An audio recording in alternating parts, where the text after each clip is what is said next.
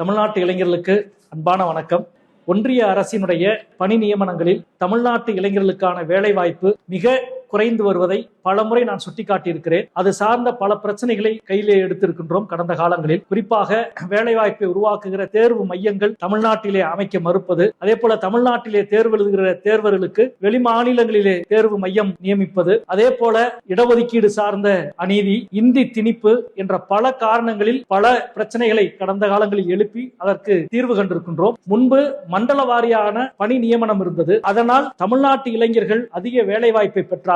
அது மட்டுமல்ல, தமிழ்நாட்டிலே இருக்கிற ஒன்றிய அரசினுடைய அலுவலகங்களில் தமிழ் தெரிந்த அலுவலர்கள் இருந்தார். உச்சநீதிமன்றத்தினுடைய ஒரு தீர்ப்பை காரணம் காட்டி பாஜக அரசு ஒரே தேசம் ஒரே தேர்வு என்ற அடிப்படையில் மண்டல வாரியான தேர்வுகளை முழுமையும் நிறுத்திவிட்டு இப்பொழுது மையப்படுத்தப்பட்ட தேர்வுகள் மட்டுமே நடக்கிறது. அதனுடைய விளைவுகளை தமிழ்நாடு முழுவதும் நாம் பார்க்க முடியும். எந்த தபால் அலுவலகத்துக்கு சென்றாலும், ரயில்வே அலுவலகத்துக்கு சென்றாலும், வங்கிக்கு சென்றாலும் பெரும்பாலும் தமிழ் தெரியாத அலுவலர்களால் இன்றைக்கு ஒன்றிய அரசினுடைய நிறுவனங்கள் நிரம்பி வழிவதை நாம் பார்க்கின்றோம். இந்த பின்னணிகளை எதிர்த்து மண்டல வாரியான தேர்வுகள் நடத்தப்பட வேண்டும் என்று தொடர்ந்து கோரிக்கை வைத்துக் கொண்டிருக்கின்றோம். அதற்கான செயல்பாடுகளிலும் இறக்கியிருக்கிறோம். இந்த பின்னணியில் இப்பொழுது மத்திய தேர்வாணையம் 2 தேர்வுகளை அறிவித்திருக்கிறது. கம்பைன்டு கிராஜுவேட் லெவல் வருகிற ஜூலை 24ஆம் தேதி விண்ணப்பிக்க கடைசி நாள். வருமான வரித்துறை, கலால் மற்றும் கணக்காயர் துறைகளிலே பணி நியமனங்கள். அதே போல இன்னொரு தேர்வு என்பது மல்டி டாஸ்கிங் ஸ்டாஃப். அதற்கு +2 தான் தகுதி. அதற்கு விண்ணப்பிப்பதற்கு கடைசி நாள் இந்த மாதம் 31ஆம் தேதி. இந்த 2